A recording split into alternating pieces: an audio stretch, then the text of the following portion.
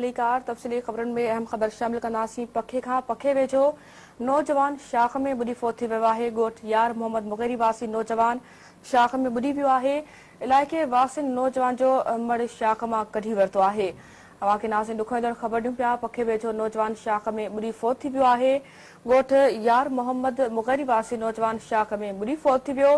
इलाइक़े वासियुनि नौजवान जो मड़ कढियो आहे, शाख मां कढी वरितो आहे। अवांखे ॿुधायूं पिया पखे वेझो नौजवान शाख में बुॾी फोत थी वियो आहे। ॻोठु यार मोहम्मद मुग़ैरी वासी नौजवान शाख में बुॾी फोत थी वियो आहे।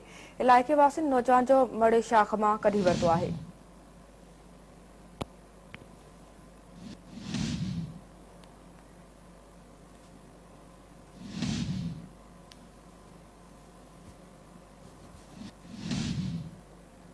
पखे वेझो नौजवान शाख में बुॾी फोत थी वियो आहे। अहम ख़बर नाज़रीन अवांखे ॾियूं पिया। ॻोठु यार मोहम्मद मुग़ैरी वासी नौजवान शाख में बुॾी फोत थी वियो आहे। इलाइक़े वासियुनि नौजवान जो मड़ शाख मां कढी वरितो आहे।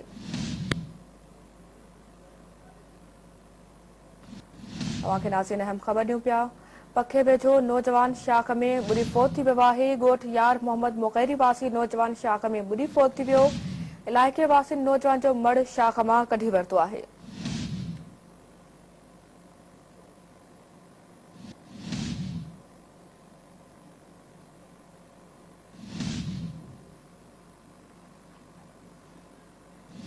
पखे वेझो नौजवान शाख में बुॾी फोत थी वियो। ॻोठु यार मोहम्मद मुग़ैरी वासी नौजवान शाख में बुॾी फोत थी वियो आहे। इलाइक़े वासियुनि नौजवान जो मड़ शाख मां कढी वरितो आहे। इन हवाले सां तफ़सील वठूं था अली गुल मुग़ैरी खां।